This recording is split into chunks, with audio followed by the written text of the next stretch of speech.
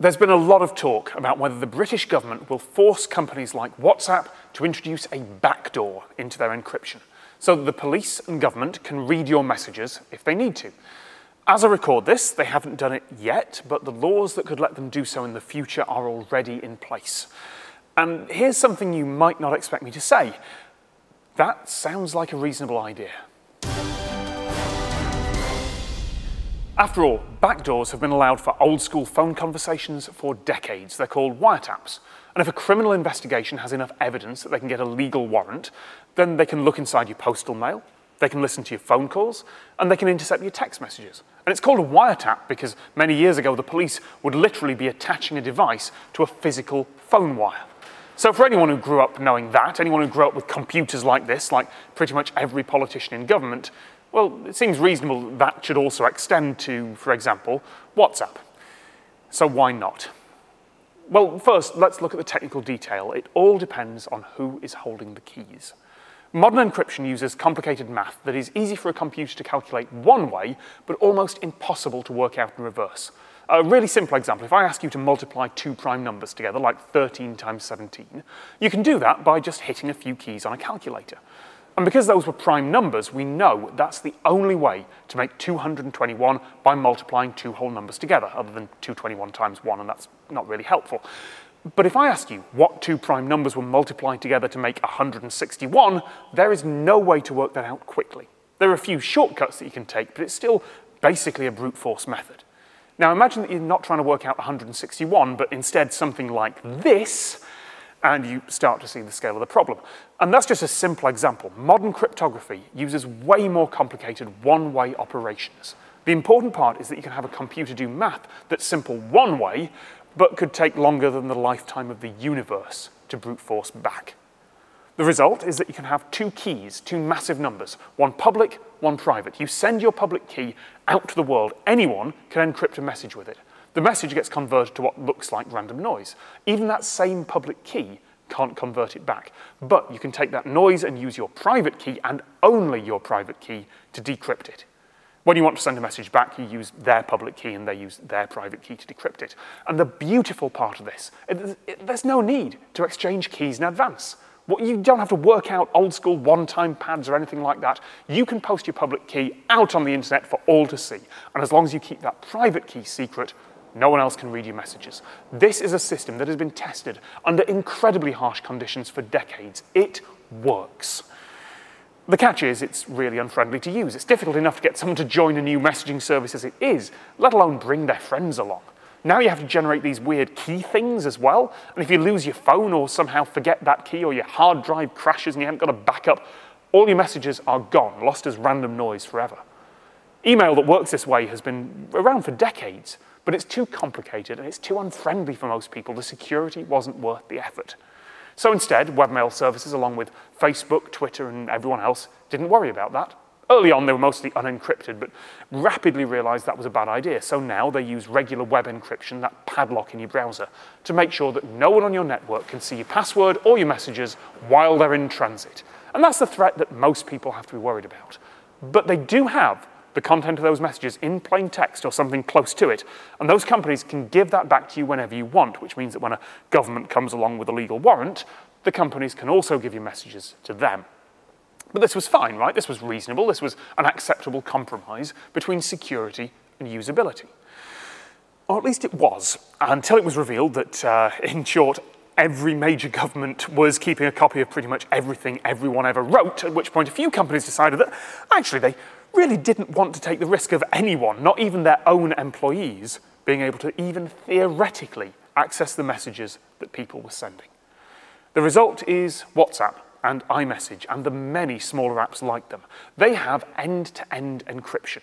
Your phone generates a public and private key for you automatically, and it exchanges public keys behind the scenes while you're writing your first message to someone, and everything after that's encrypted, and it's all automatic. And so WhatsApp and iMessage aren't open source, so in theory they could steal your private key as well, or quietly issue a fake one to someone and sit in the middle listening, but in practice, people would notice. Sure, there are small loopholes that could work in particular circumstances, but the odds are remote, and security researchers are already decompiling and tearing apart every version of every messenger program just to see if someone's put a backdoor into it. The short version is, if any of these apps get served with a government warrant right now, the most they could do is say how much two people have been talking and maybe roughly where they were, but never what they were talking about. More than that is literally mathematically impossible. But it's impossible only because of the way they've designed their systems, and that is the vulnerability. A government could make it a legal requirement for Apple and Facebook to quietly add a backdoor in all their encryption if they want to sell anything in their country. I've heard this phrased as outlawing maths, but that's a bit like saying that making punching a stranger in the face illegal is outlawing hands. And if Apple and Facebook refuse to add a backdoor, a government could, well, theoretically they could ban their phones or ban their apps from sale, or prosecute the people in charge, or block Facebook who own WhatsApp, or they could tell internet providers to block their services, or they could, look, in practice, they're going to fine the company. Apple and Facebook have local addresses, they pay some tax. Sitting on the sidelines, I would love to see the British government go up against Apple and see who blinked first. But companies have bowed to foreign governments loads of times in the past. BlackBerry let the Indian government have full access to users' chats and web history back in 2013. The only reason WhatsApp can't read your messages is because they have deliberately chosen to design their systems that way. They were just as popular without encryption. It was an afterthought. They'd been going for years before they switched encryption on. This was a human decision, not an inevitable fact of technology. So, why is an encryption backdoor such a bad idea? Well, if there's a backdoor, it can and will be abused.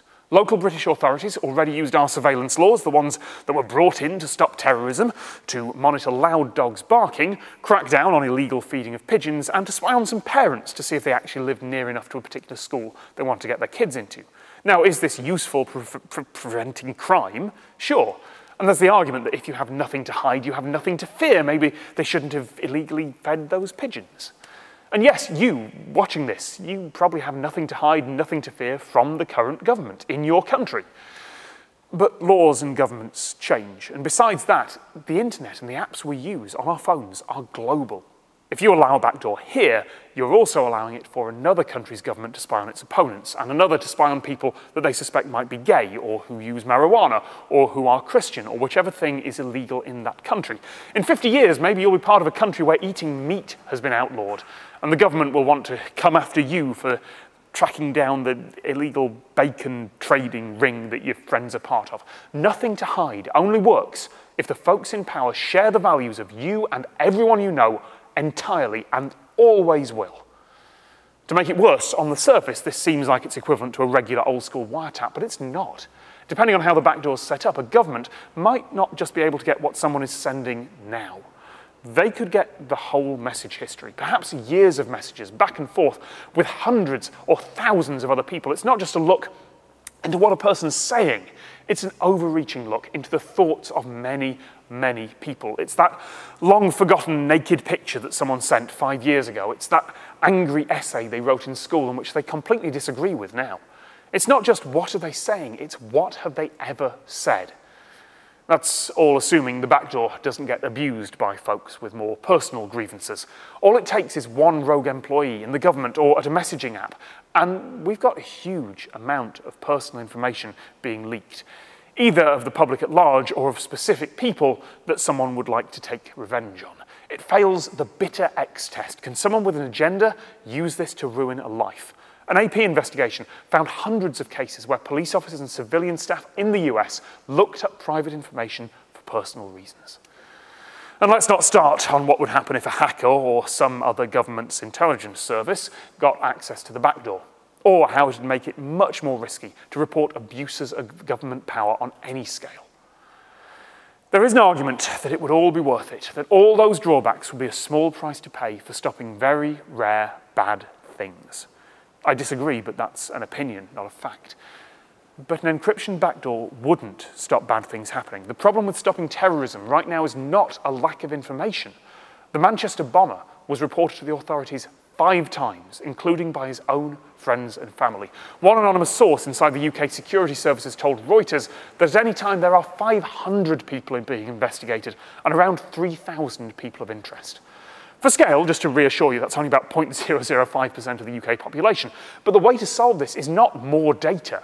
It's having enough police officers and security staff with enough time to do their jobs and investigate. And let's be clear, anyone who wanted secure communication for evil purposes would just use something else. Any of thousands of smaller services that the government hasn't noticed yet, or that they couldn't possibly have jurisdiction over. Or if even that is not an option, they can come up with a code themselves, even just in-jokes and references that no one else understands.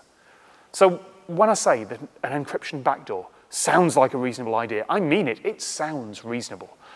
Like a lot of ideas sound reasonable when you express them in 1 or 2 sentences, but the devil is in the detail. If we could replicate the way wiretaps used to work, limited in scope and time, requiring a warrant and some physical effort, not including the history of everything that someone's ever said, and not open to repressive governments elsewhere in the world, then sure, I would absolutely be in favour of it. Building an encryption backdoor isn't impossible, but building a reasonable one is. Thank you to everyone who helped proofread my script, and to everyone here at the Cambridge Centre for Computing History who've let me film with this wonderful old equipment.